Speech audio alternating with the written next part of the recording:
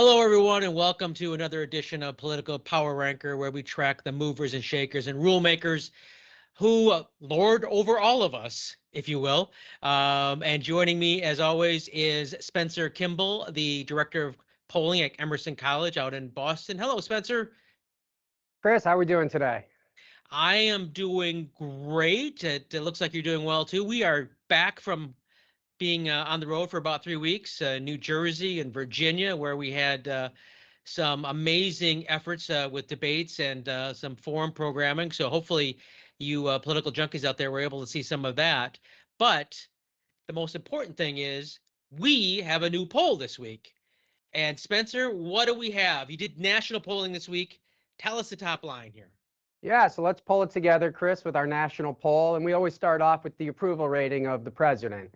So we take a look at President Trump here, and his approval rating, his disapproval ticks up a point this month, up to 48%. His approval stays the same, about 45. What we're seeing within this data, men are about the same of where they were when they voted for him a year ago. Women, they've dropped about 10 points. So remember, they voted for Harris by about 10. Right now, they have a minus 20 approval of the president. So he's got some room to make up with female voters. I'm just curious on this one, this overall approval of the president, how does that impact the two big governor's races that are going on right now? Well, with President Trump's approval at where it's at, he's not as tough of a figure for the Republicans to have to defend and for the Democrats to have to attack. 8 years ago, he was more polarizing in his unfavorables being higher. So he was a bigger attack for the Democrats to use on the campaign trail. This time around, his numbers have changed a little bit, particularly in New Jersey, but also in Virginia, where it was a tighter race in 2024 than it was in 2020. So we'll see if in the 2025 elections, if they're able to grasp on either side to how Trump is, or at least perceived by the electorate in those states. And as those of you who watch this show, you know we've been tracking those states and we'll continue to track them right up until Election Day here in about 3 weeks. Now, this poll was taken Monday, Tuesday of this week, Sunday, Monday, Tuesday, basically of this week. So it's right as the historic deal was done with Hamas and Israel, and that was concluded. Let's show this next slide because this is an interesting slide and what kind of credit the president's getting in these areas. Yeah, so we can see here a flip. So we asked people back, in April and March, what their opinions were of the Israel-Hamas Gaza war, and we also asked them about Russia and Ukraine. And you can see that in the Israel-Gaza, that has come to a boiling point with the hostages being brought back and prisoners being exchanged, that people now have a favorable view of President Trump's handling of the situation with a plus 13, which is pretty much the opposite of where it was at a minus 16 back in April. So it's interesting if we look at that Russia-Ukraine question, there you see those numbers are very consistent. So suggesting maybe if there's peace between those two countries, that you'll see a similar type of response for President Trump's approval of that issue. But as we noticed in that previous slide, his overall approval rating hasn't changed. In fact, his disapproval went up by a point. So it looks like this event hasn't been a game changer as far as overall popularity of President Trump. And then moving on to another slide, you did track what the national populace is thinking about leaders of the of other countries in the world that we're dealing with. And what did it show you? Well, it shows that Vladimir Putin is not liked across the board. Now, we get into Netanyahu and Zelensky, leaders of Israel and Ukraine, and Netanyahu is underwater, but amongst Republicans, he's a plus 30. It's like 52 to 22. So the Republicans like him, but the Democrats do not. When we look at Zelensky, it's the opposite. The Republicans don't like him, but the Democrats really like him. And Zelensky's above water, which is impressive considering how that story has played out over the course of this year under the Trump administration. And there's a lot of discussion about allowing Ukraine to fire missiles deeper into Russia, providing them Tomahawk missiles and other hardware. Does polling like this support that premise? Well, there's 2 points to that. One, when we ask people what their most important issue is, foreign policy is at 1 to 2%. It's very low as what people are thinking about. But when we ask specifically about these people, you can see that there's no love lost for Russia amongst the American people. There's no love for Vladimir Putin. So, yeah, there probably would be support for Zelensky in Ukraine, but the Republicans are holding back on that. And we'll see how that continues to play out as that war continues on. All right, now we're going to move back home to more of a national picture of what's happening with our with top issues. I want to bring in two reporters that cover politics in two key states in America for us. John Langler, who is from KLAS in Las Vegas, Nevada. He is a political anchor reporter out there, and Zach Fisher, who's at WHO in Des Moines, Iowa, a red state that was once purple, but has every once in a while pops up blue every now and again. So, gentlemen, we want to bring you in here because we're talking about key issues facing your constituents out there. Spencer, let's go to top issue tracking slide and talk about what you're seeing. So as we said, foreign policy is not what voters really think about. We look at this slide, the economy is consistently what voters think about. And really starting in 2022, threats to democracy comes onto the radar. And during this second Trump administration, it's grown in importance from 17, 18% to now 22, 23%. So we're seeing this as a secondary issue and playing out across the country. And it'll be interesting to hear from the reporters of what they're hearing on the ground, one on the economy, which leans more for Republican voters, and then threats to democracy, which is leaning towards the Democratic voters, and how that's being used on the campaign trail. Let's go out west with John first. I know Vegas has had some economic issues this whole year, been struggling a little bit. John. Yeah, the economy certainly is at the forefront here in Southern Nevada and statewide, but especially in Las Vegas, the biggest city in the entire state. We've had the highest unemployment in the country for a long, long time now. It's about 5.3% from back in August. The main reason with the way the economy is right now, the uncertainty with tariffs and trade policies, a lot of the international visitors over the summer didn't come here. Even if usually the summertime is a light time in Las Vegas anyway, visitation was down about 12% over the summer from some of the last reports from local tourism officials. So if no one's visiting, that means less money on the strip, which means less revenue for the casinos, less jobs. And so it's a cycle, obviously, because we're so dependent on tourism for our economy. So the economy seems to be the biggest driver in the conversation. And no matter who you talk to, whether it's employees, workers in the unions here, or leaders in politics, Republican, Democrat, members of the Chamber of Commerce, they have been meeting with Trump administration officials for months now to try and establish some certainty with the economy, with trade policies, because that stability, they would suggest, leads to more profitability in Las Vegas. So the economy is a big driver here right now. And what about threats to democracy out there? Have you any rumblings on your end? We haven't heard a lot. Las Vegas, especially here in Southern Nevada, we don't see a whole lot of protests, certainly not what we've seen in other parts of the country, although there's a No Kings protest coming up this weekend. I think there's others across the country as well. So we haven't seen a lot of the high-profile issues that would fit in with threats to democracy here. We haven't seen a lot of the big ICE raids.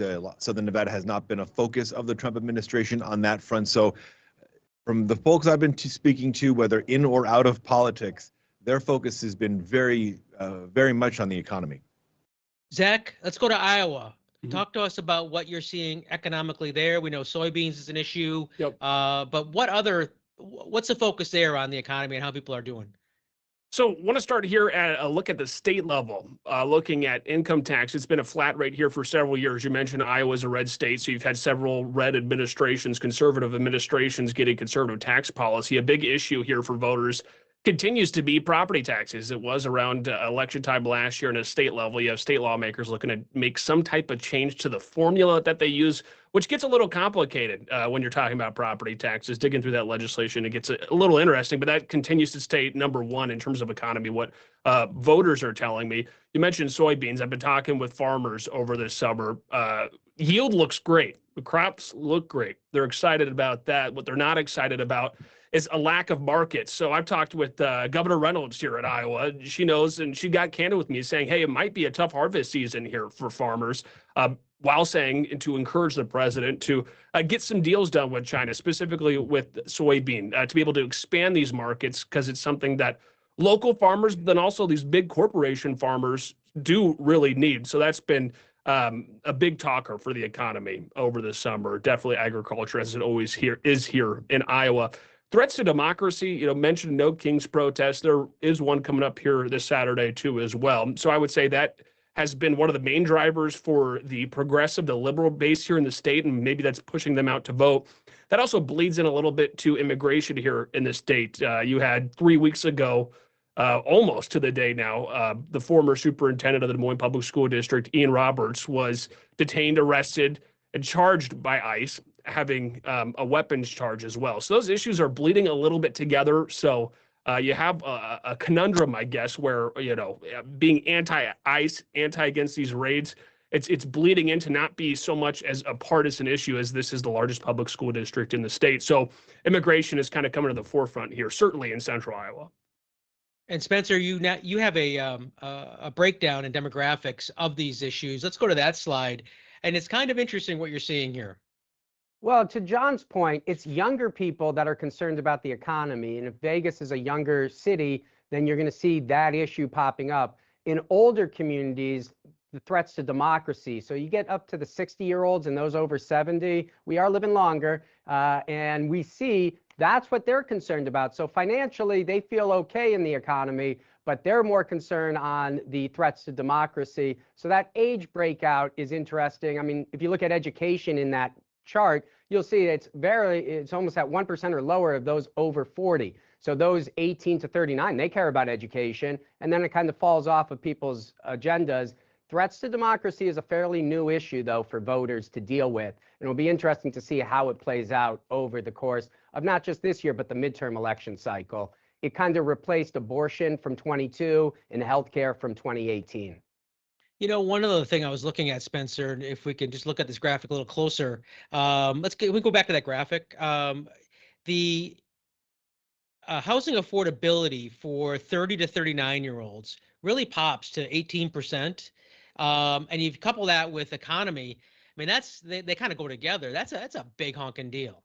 I would agree with you. The housing affordability, you see the Trump administration and his Treasury Secretary have been talking about this for a couple of months now on trying to come up with a national policy on housing affordability. But we see this in all the races that we cover, from Virginia and New Jersey, where they're talking about in New York City, the rent's too high. So housing affordability is a big issue in the country. Cost of housing, we're going to see what candidates and what parties are able to come up with solutions to that. But that does fall, I would agree, within the economic sphere. And it's disproportionately hurting younger voters today. So we got to figure out a way to solve some of those economic problems or challenges that they perceive. John, let's go to you real quick. We get about 30 seconds in this first segment. What about housing affordability out in Las Vegas? What can you get an apartment for out there? Is it reasonable or no? No, well, compared to a lot of other parts of the country, Las Vegas is relatively affordable, but that's been a big problem in Southern Nevada, especially because we're so limited on land. We're surrounded by federal land. So there's a big challenge with trying to meet the needs and also trying to find space to build homes to meet the demand. And Zach, what about you for housing affordability in Iowa? Certainly space out here to be able to build these houses. Everybody's going to be complaining about housing prices here too, specifically in that age group of, there's a lot of that population that had been paying for rent, which is affordable here, living in Des Moines. That issue among this age group definitely is something that is continuing to rise. I'm actually just surprised it's only 5%, 18 to 29-year-olds as well, but a little more options out here in the Midwest. Right. Neither of you guys are in the big cities and have to deal with, a $5,000 rent price for a cubicle, essentially. Well, we have wrapped up our first segment. We got to take a quick break. We ran over because this is really interesting stuff. But we'll be right back with a whole new line of polling data right here on Political Power Ranker.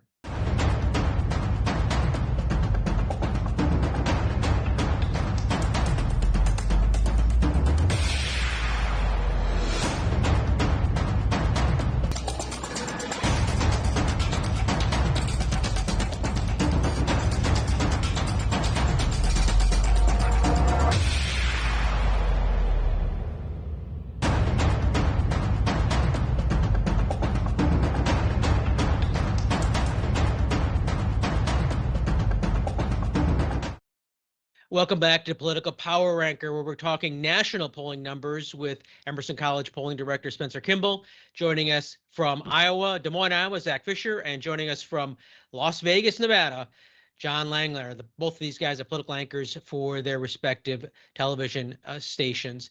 Spencer, let's get back into the numbers. More national polling numbers. Does your family finances, are they better or worse than they were a year ago? What does that question show us? Well, it shows us some concerns here. So we can see amongst men, they're doing a little bit better, 39-33. But my concern is with women. They're disproportionately saying it's worse off by about 26 points.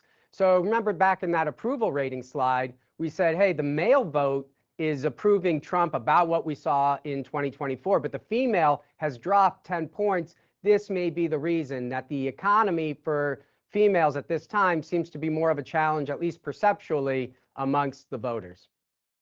Why is that, do you think? That's a question for our reporters who are on the ground and talking to people.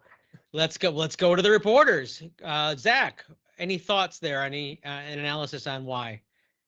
Pass it off to me. Oh, well, my striking thought here is too, the higher percentage of women do vote Democrat across the state than men voting conservative typically. So that's the one thing I lean to as well.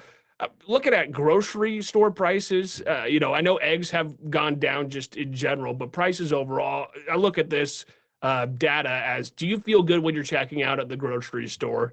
And that seems to make sense to me here too. Maybe a little bit of the difference, but not quite else what you're to make from it. We've got a lot of data to get to, so let's go to the next slide. And this one is the federal government shutdown impacting you and your family? What do your results show, Spencer? Not much of an impact right now. Amongst Democrats, they're seeing it a little bit more than the Republicans and independents, but people aren't really feeling this government shutdown at this point. And the question will be, how long does it continue on for if there isn't a sense of urgency amongst the population to get this resolved?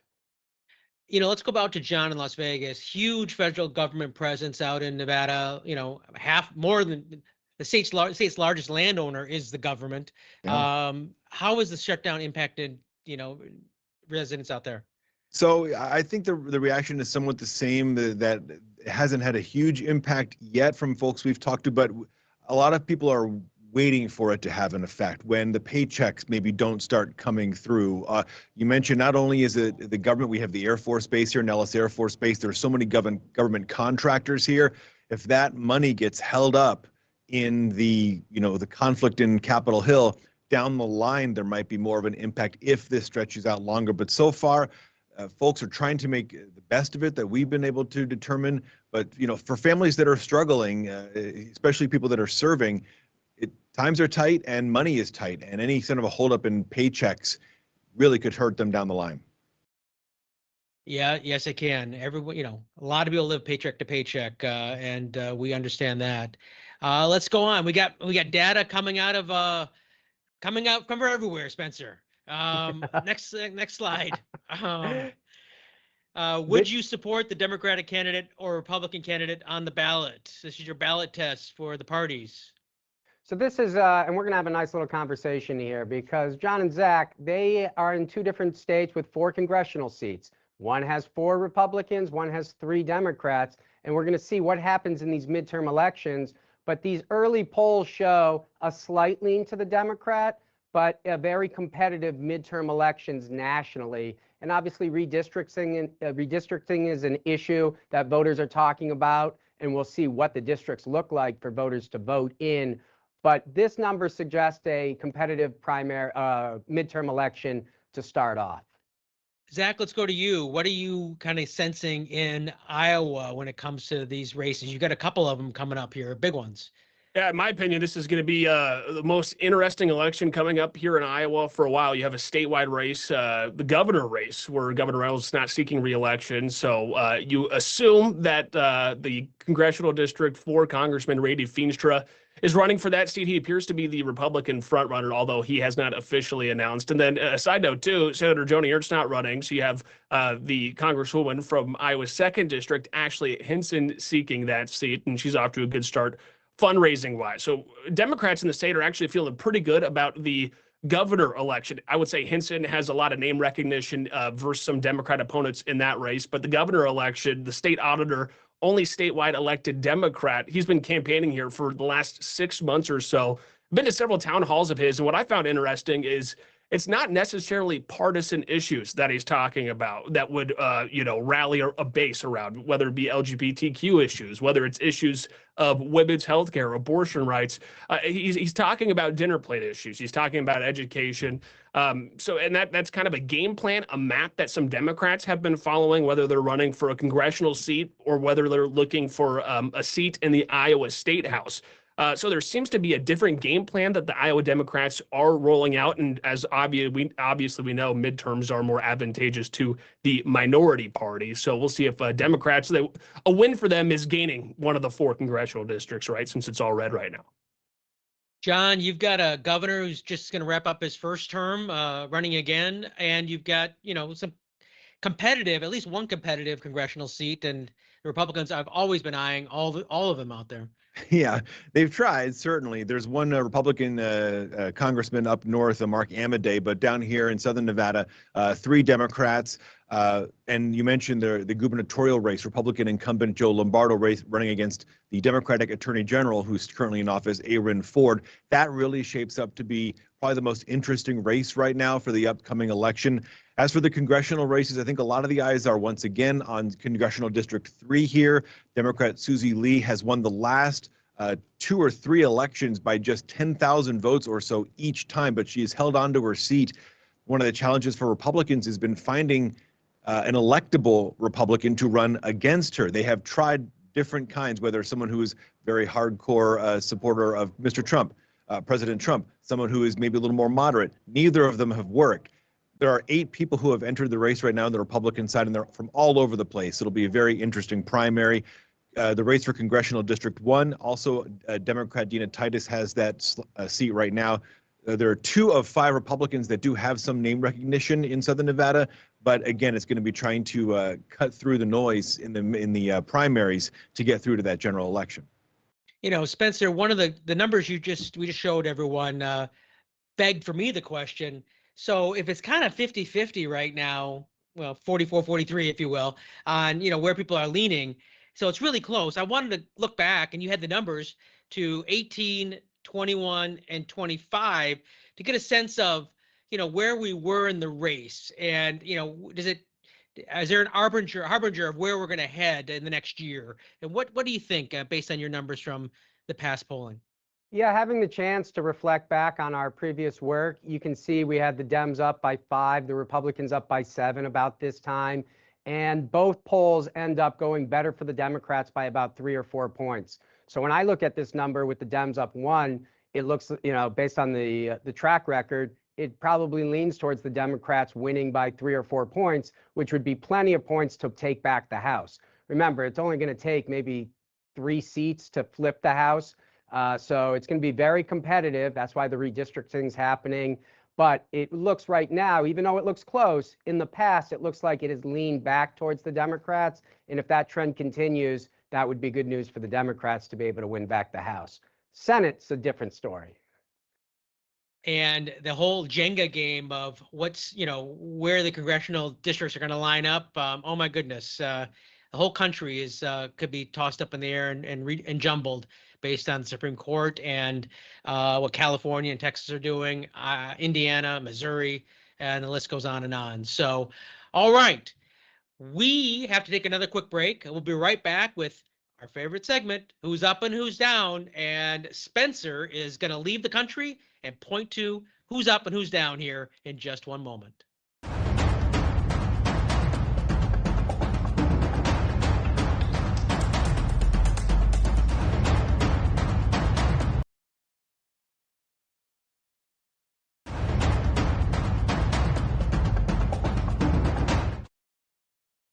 Welcome back to Political Power Ranker. Here is our favorite segment of the week. Spencer, we're going to leave the friendly shores of the United States of America to find out who's up and who's down. Yeah, we decided to take a look at some foreign leaders this week, and taking a look at who's up, would be Zelensky, President Zelensky from the Ukraine. His popularity is still above water despite having his fallout with President Trump and the Republicans. Overall, he's still popular here in the United States.